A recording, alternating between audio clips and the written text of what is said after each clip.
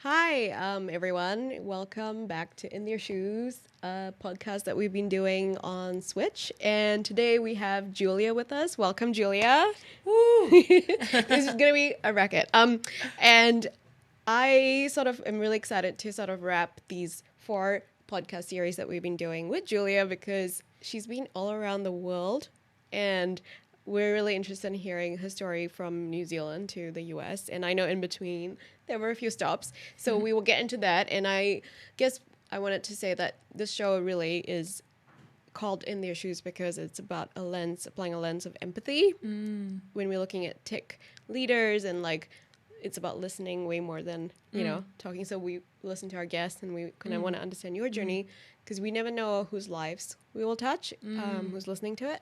But we're going to get straight to Julia because I've just been so excited to meet you from the digital realm to the real life realm today. Tell us about your journey. So basically, born in New Zealand. Yes. Yeah. Well, thank you for also having me on this show. I feel super stoked to be here. And I have also been fangirling you after doing my fair share of stalking online. So I'm super pumped to be here. Thank you. Yes. It's kind of interesting because you use the term tech leader. And I always think it's this sort of quite confronting moment where somebody uses the word leader and then they put you in the same sentence. And you're like, what? I was just figuring this out as I go along. Yeah. Like, really? That's kind of, that's going to be the foundation of the story you're going to hear today, is just figuring it out and making moves and hoping for the best. But so I started in New Zealand, grew up in Greenland, just that way. Yeah. And I grew up with my mum and had, she always brought me up with the sense of she's from England and I have a British passport through, and she really made it known to me that my goals shouldn't just be within New Zealand. Whatever is it that I want to do, I should be aiming for overseas. And so I was definitely conditioned to look beyond New Zealand as I was growing up. And I guess she kind of set the standard for me to when you hit here, then we'll feel good about life. And I'm like, oh, goodness, that's a lot of pressure. Yeah. So that's kind of what I had at the front of mind as I was growing up and moving through my career. So I started in Auckland. I started in advertising, actually, as a strategic planner. And basically what that is you're trying to understand human behavior. And that's been, again, another element of a foundation to my career, is just constantly working on, what are the reasons why people do what they do? What are the motivations, drivers, pain points? What are the cultural trends at play? What are the macro and micro territories you can speak to in order to sell a product or a service or whatever it may be? And I had no idea that existed as a job going through university. You're in university and you wouldn't really hear about this role of planner or insights or researcher, so to speak. And I basically fell into it too. So I was at this sort of graduation, this sort of grad program day, and I rocked up a little bit late, and I was really stoked about the food because there was sushi there, and I was like, this is awesome, as this poor great. Student. Yeah. And I sat down and I just started asking heaps of questions. And I guess I was a little bit cheeky in my final few years of uni, where I just try and probe and just see what somebody had to say about pointy questions.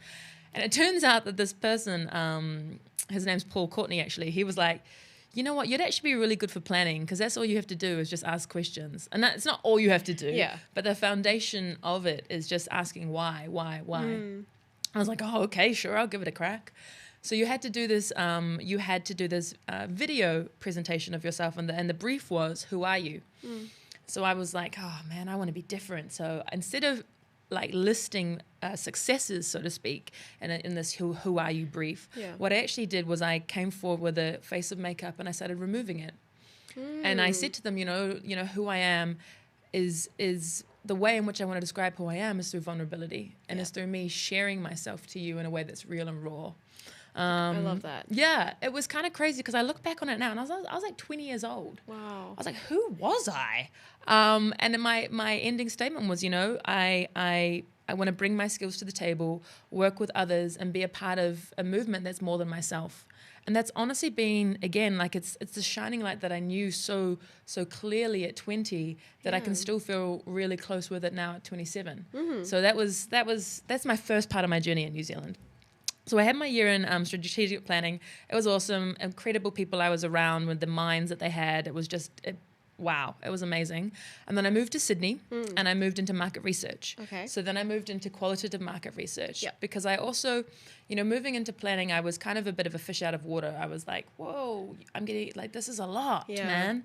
Whereas market research kind of gave me that grounding into how do you really ask questions? Okay. How do you have a one-to-one interview or a focus group or ethnography, for example, really digging into the details of how do you allow someone to open up?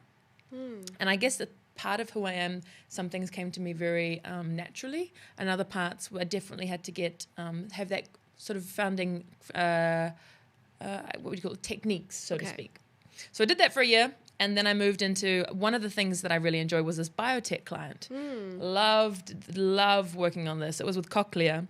And Cochlear is hearing implants that help people who are born deaf hear for the first time. And it was like getting that balance between professional and purpose that made me really come to life a lot. Yeah. And it also gave me further clarity on I want to move into the tech space. Okay. So it was around 23 or so, I just decided, you know what, I'm going to go for this tech world. And at that time, my perception of technology was that it was for the really smart people. Right. Yeah. Like the A pluses of the schools and of university. And I did not associate to that. I was like, there's no way. Like, I was not an A plus student. But I also thought, you know what? What's the worst that's going to happen? I'm going to hear a no, and I'm going to be in the same place that I already am. Yeah. Or for some reason, someone's like, I really want your experience. I really love your energy. I love your positivity. I want you on board. And that was kind of what I lent into more, is moving away from that fear-based mindset to what if. Like, what if? And I'm only going to get found if I put my hand up. That's true. You're only going to get seen if you create the signal around yourself. Unless you're kind of like some random YouTube star that gets like picked up like Justin Bieber. I don't know. But I was not that. Yes. Yeah. So I basically sent my CV out all across the world, and I just sort of hoped and waited and wished and sort of was just going to see what happened. I went about my day, and then I heard back from a recruiter for HP, and he was actually calling from, I think, Romania at the time. Okay. And I was like, oh gosh, Julia, like what have you done? Like, where did you apply for? And then he's like, this is for the role of strategic planner for United Kingdom. And I was like, oh yeah. Oh yep, totally. And they're like, oh, it's based in London. I'm like, yes it is. He's like, so why did you apply? And I was like, well, it didn't say you couldn't. Yeah. Because I was applying from Sydney at the time, and it was like, what are you doing applying for a role over like halfway across the world? But I explained that. I was like, oh, I have a British passport, that's why. And I mean, I was just stoked to like get a call back. I was like, this is amazing. So I had a whole series of interviews, and then it took about 8 weeks, and I got the role, and I left 2 weeks later. Oh my gosh. Yeah. You're just diving into these things fearlessly. Yeah. I think and again I will go back to like my mum definitely she brought me up to be very adventurous and be very open to, I mean, it was kind of like we jumped around a bit, sure, but it was what it did for me was it built up my resilience and it built up my adaptability, especially when it came to just being able to find some commonalities in different environments, and being somebody who is like, I'm Samoan and I'm Chinese and I'm British and born in New Zealand, and moving through different schools as a young person, I would move into schools that are predominantly of European background, of other schools that are predominantly of Pacific Island and Māori backgrounds, and I'd have to find my way in to not be the other, because as a kid you're constantly looking for that sense of belonging. So I think that led me in great stead for when I was making these like quite massive life changes to just merge and kind of find out how I fitted in, or not necessarily fit it in, but find those common grounds so then those connections could be built and then those relations can spur on from that. Yeah. So yeah, that's my first stage. Okay. Yeah. It's like I know it's a lot in one go. So then I moved. So at 24, I was the strategic planner of United Kingdom and Ireland at HP. So yeah, jumped over to a different continent, country, went from agency to client side, went from a sub 100 company to a 55,000 multinational, and that was massive. Yeah. It was huge. I don't recommend it. Honestly, triple jumps are not fun. I don't even know if that was triple, maybe like quadruple. I don't know. So that was, it's been a ride. London was a whole nother experience. Wow. Moving into HP, it was a whole series of its own challenges and opportunities.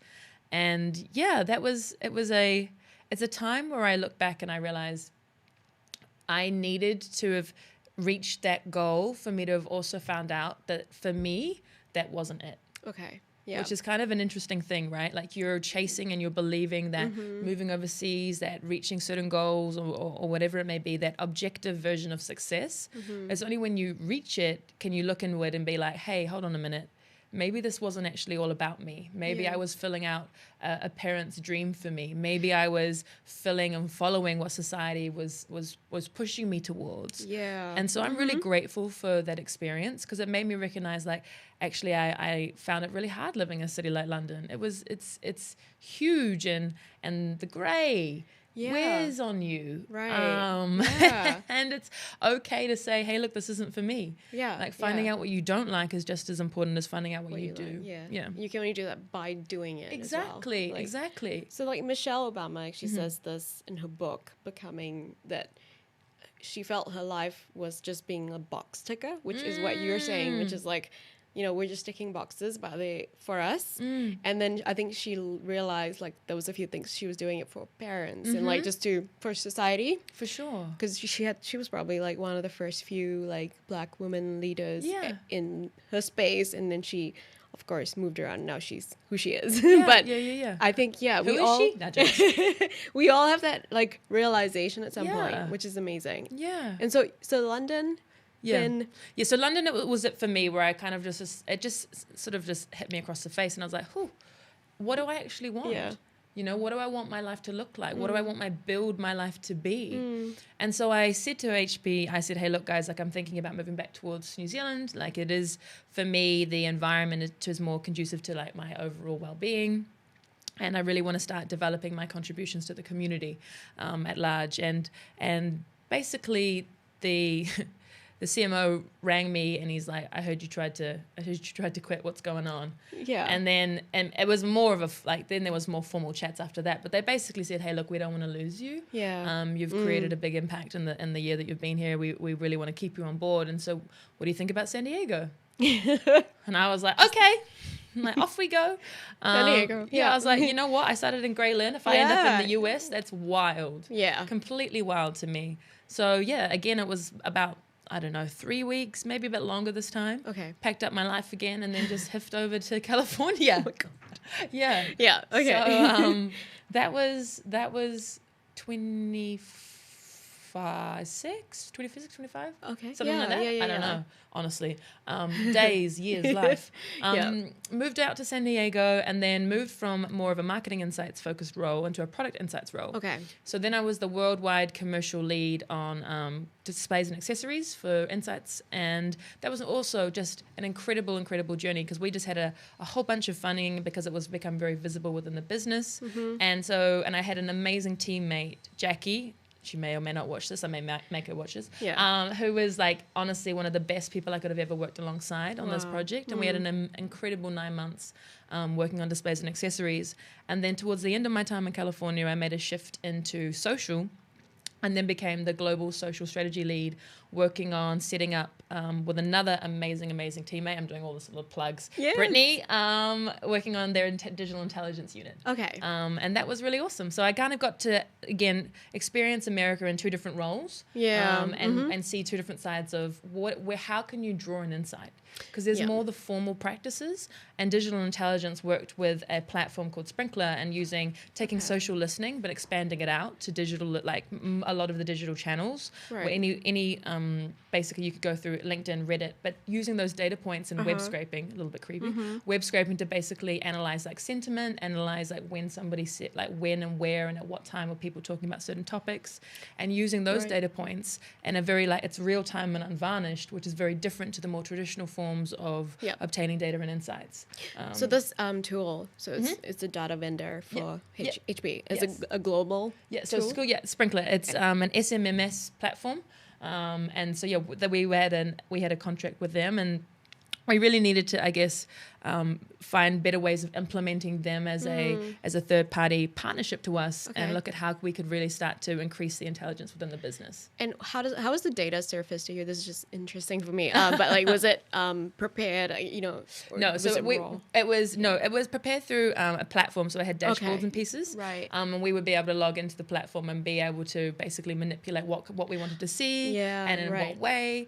So we had that ability, and they worked to consult with us. Okay. But it was all through a dashboard, basically. Nice. Yeah. And through that, you were able to see behavioral changes, is what you're saying, to inform what you guys content. Yeah, exactly. So, for example, if there was an event going on and we wanted to listen into Athena Adventures, for example, and we would be able to be notified or be able to see every time that Athena Adventures would be spoken about online. Oh. And at what point and by who, and like if your photos were tagged, and we were able to gauge what sentiment it was. Cool. So if they were like rubbishing, or they would never do that, or speaking really positively, you'd be able to gather all of that real-time data. Nice. So then I would be able to inform you and be like, hey, look, your competition that you're running isn't actually working. There seems to be a glitch. It's showing up online. Okay. And then you could then, again, be able to adapt. So the reason why I wanted to move into it is because it was moving more into the AI space, which I am always thinking about, like career and future-proofing. Yeah. And I also saw it as when it is really well utilized, this ability to listen in, you can become very, very dynamic, extremely dynamic. Right. And I'm somebody that I think I really enjoy being, like I like momentum. I obviously have a lot of energy. So I really was looking forward to that opportunity. And that's kind of where I landed up and ended on in California. Oh my gosh, yeah. I mean, California is like its own country as well compared to like the rest of the US. But and then you moved back here. Like, how was that? How did that journey come about? Yeah. So there became a really strong moment of clarity for me towards the tail end of last year. And I really had to ask myself, am I proud of where I was at? And for me, objectively, sure, I'd reached some milestones, but internally I was still missing a piece, which was this purpose piece. And it was during my time in London that I begin to recognize that technology is exacerbating inequality. Yeah. And the digital divide and the tech gap is only getting greater. So I decided to email the Prime Minister and ask her, what are you doing to excuse me? No, it literally kind of was like that. Wow. About 4 a.m. I woke up probably just freaking out because I started to recognize that those that are most at risk, at least within New Zealand, are Māori and Pacific. Oh, yeah. And being being a woman who is Samoan and a person that's, I'm very, very mindful of those that are unaware of where tech and the digital world is taking us. And those are the ones that are going to get hit with the worst impacts of this. Because they just have there's the lack of awareness. And so when it arrives, it'll feel like you're being blindsided. Yeah. And on top of that, I'm looking at, human displacement. Who is actually spending money on upskilling? Because upskilling is a cost. Yes. And although a business will recognize the long-term positive outcomes of upskilling their workforce, for those that are not in the workforce, for example, or end up becoming displaced, where is the support around them to be upskilled and to stay relevant? And for me, I hate the idea of somebody being left behind. Yeah. It really upsets me. Yeah. And so I emailed our Prime Minister and I just asked her, I was like, I would love to, or can you please direct me into, the decisions that you're making around future-proofing and safeguarding those that are most at risk of the advancement within technology in the digital world that we're facing or that is present. Yeah. And I didn't get a reply, which is okay. I will somewhere along my line. Somewhere read yeah, it. I'll be like, hey. Someone read it. Yeah. For sure. I'm going to. It's all good. It's all hope they good. did. But it started to dawn on me that was something that was really, really important to me.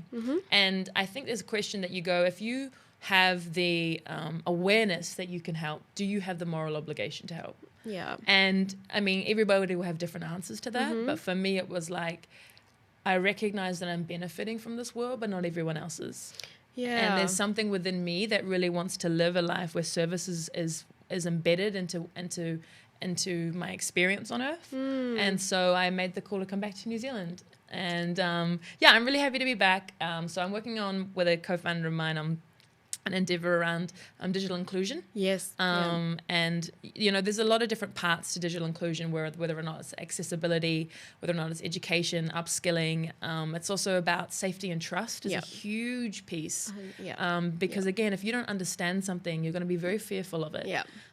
So that's a lot of what I'm focused on. And identity as well. Digital. Yeah. Because, I mean, there's a huge risk that a lot of our populations will just be invisible in the digital world, and that's something that I know there are a few groups in New Zealand working on it, but it has to be like there, it has to be something we work on, making sure that the identity is included. Totally.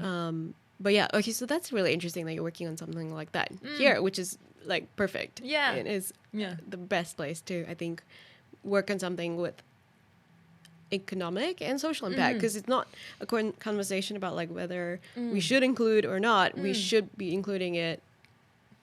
It's just better for everyone, right? And it was fascinating. So before I came back from America, I stopped by Africa. Yes, and I want to hear about this one. So is it Ghana? Yeah, it was in Ghana. Yeah. Awesome. So there's a program called MEST, which is run by Meltwater, actually, which is a software company out of California. Part of their CSR program is they have a school, an entrepreneurs and training school called MEST. Okay. And it's basically like a ridiculous MBA program almost, and an accelerator to a certain extent. But they pick 60 students, it's Pan-African, and they pick 60 students to come in and become entrepreneurs in training, and they have 1 year to build a software company. 1 year. Okay. And then they have to pitch it at the end. Yeah. And then whether or not, depending on how their pitch goes, is whether or not they get funding. Okay. And then they have an incubator that's also within the premises that they would move over to and be within the incubator and have venture partners that are able to basically advise and consult and get them ready to go to market. And so I went over, I had this sort of weird, strange, I felt very drawn to Ghana. Yeah, right. And it was originally because I was looking into the topic of e-waste. And there was a lot of conversations about e-waste within Ghana and the Western world dumping our electronic goods into Western Africa. And I started to explore that topic, and I realized some of it was true, some of it wasn't true. But through that journey, I felt very drawn to the country. And it was only through just a random coincidence I was talking to another friend, and she was an impact investment. Okay. And she mentioned to me, like, hey, look, well, if you do still want to go to Ghana, there's this thing called MEST. My friend went to it. She said it was, like, really awesome, a great experience. Maybe you should email them. So I just emailed them, and I said, hey, my name's Julia. Literally the same sort of deal. Like, what's the worst that's going to happen? I don't get a reply. And emailed their recruiting guy called Toby, and he basically just said, okay, well, let me set up with the head of comms of the school, and you guys can have a chat, see whether there's a fit. And I just said, hey, I'd really love to come over and just contribute. Hopefully I've got something to add value. I'm not sure, and I'd really love to just experience the school that you're building. Because for me, it was two-part, right? It was my ability to contribute, but it was also my ability to learn. It was a learning expedition for me to see how do you nourish and basically allow for talent to find opportunity and then to succeed in that opportunity and raise the economic abilities of each one of them, but also within the economy of Africa as a whole. Because that's what they're really trying to do, is not rise up their talent to then move overseas, but actually rise up the talent to stay within the region and actually empower the economy as a whole. Yeah. And so I found that very fascinating too. And I loved how they said, talent is in abundance, opportunity is not. Yeah. And I was like, there's something in this that's very, very special, and I would love to be able to come and learn from it and hopefully add value. And it was an incredible experience. Oh my like, gosh. also moving into an emerging market. Yeah. Oh, that raw hunger that came out. And again, I was surrounded by students that were very, very determined to be there and determined to make the most of the opportunity. So I recognized that. The hunger that they exuded and the drive to really just soak up every single thing that they're learning. Like they were trading on Bitcoin on the side. They were buying Tesla stock. They were doing coding camps that they'd host in their communities. They were building hackathons. Like it was ridiculous how the work rate and their high performance. And I felt so honored to be there in their presence, so incredibly honored. So I spent 2 weeks there, did a couple of sessions where I sort of taught, I guess, although I felt like, what am I going to teach these guys? They know everything. But also just consulted and was there as like another voice and to share a different story and to be a different representation of what somebody in tech looks like, which is what I find is very impactful for certain people, is just to see more of themselves maybe in a space where they wouldn't otherwise see somebody that looks like them or that maybe is a bit more, I don't know, goofy, so different. to speak. Yeah, exactly. Well, you know, unique. Unique. Yeah. So, and then moved also and just did some consulting to some of the teams in the incubator as well. Wow. Which was incredible. And are they working on like software projects and or is it across the board like bio? So it's across the board. So like one of the groups, they're trying to basically destigmatize women's health, and they're doing a huge effort to try and make women's health I guess more normalized, women's health and well-being. And another group, they're also looking at basically being able to find skincare products that actually match your skin. Yeah. Which is another amazing piece. Some of the guys are working in law tech. Other guys are looking at creating affordable housing. Yeah. Others are looking at credit scoring and how can you develop an element of credit scoring, because there isn't that for small SMEs, because that doesn't actually exist. That's true. And so everything that this is what I, circling back, wanted to get to, is that almost every business idea is a social impact idea. Wow. Because it's just what you're surrounded by. Yeah. Things need to be solved. You're seeing problems everywhere and you're like, gotta solve It's that. not retrofitting like in the emerged world where you come out with a new soap bar and you're like, how do I give this purpose? Yeah. And instead, the core of the ideas are rooted in social good. So cool. And that was the part that I, again, just felt so at home with. I was like, you're not trying to just wrap altruistic values around something and then sell it to the market, because now millennials and Gen Zs want things that we want things that matter and do good. Exactly. And so corporations have jumped on that bandwagon. Yeah. But these guys are actually at their very core, they're trying to solve problems that impact their people, their environments, and their society. And I mean, I think that's going to be sustainable in the future. Like you said, future-proofing, that's where it is, you know. And now that we've gone around the world, and back to New Zealand. So in NZ, tech is the third contributor to our GDP now, which is kind of interesting. So the first was it's agriculture, and second is tourism, which makes sense, and then third is tech, and we're hoping like it's gonna move up, because this is about bringing the country up to you know, a better like economic space, and it's just gonna be better for society. But thinking about that and how much we have sort of advanced in tech, what did you feel when you came back to our ecosystem here? Yeah. Like, what were your observations of it, you know? It's, I guess, and again, I can only speak from my own personal experience. Yeah, totally. I really appreciated how obvious it was. It still had this very Kiwi mindset, and I loved that. You know, we are very down to earth. We're very, I don't know, it's just, for me, I can use the word grounding. Yeah. And that's something that I feel when I move into coming back into the New Zealand marketplace. Though I also recognize that I found it quite hard to explain my story without people then not being able to box me. Yeah. And then sort of just being like, I don't really understand what it is, and I haven't seen it before, so I'm not sure how to make sense of this. And that's also a very human thing. It's not necessarily just a New Zealand piece here. Yeah. But I've definitely found it a little bit harder to explain some components of what I've done that maybe don't exist within New Zealand right now. But for companies to recognize, oh wow, that's where innovation lies, that's where potential is. If I want to take my company on the global sort of front, this would be really useful to have. And it's just, I have found that quite tough in terms of with some of these tech companies, especially in the startup world, that are focused on like sort of more on the R&D and sales piece. That to have somebody that comes from insights and strategy, that's seen as a luxury. Yeah. Does that make sense? Yeah, it does. But it's also because of size and resource. You know, it is to a certain extent luxury. Yeah. But I'm trying to come home and contribute and like give, but also there's a bit of a mismatch of needs. But also I think the tech market is very much in its infancy. Yeah, for sure. And so it's trying to figure out like, at what point do I dip back in, and at what stage, and how do I repackage myself? Because I come from, again, larger markets where there's more specialized sort of verticals. Whereas in New Zealand, it's kind of a DIY generalist aspect. That's true. And so, again, trying to figure out how to pitch yourself or position yourself, and having those very open and transparent conversations, being like, hey, this is what I've been up to. How does this fit in your world? What are the needs of the business, and being able to kind of create that match. It depends on who you meet as to how open somebody is to have that conversation too.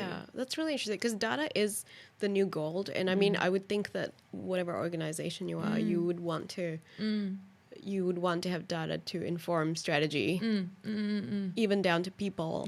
I used to use a lot of, and I still do wherever I work, use metrics to understand people, because there's that element, but then there's of course like the human element which you have to understand. But like metrics help so much because you're benchmarking as you go.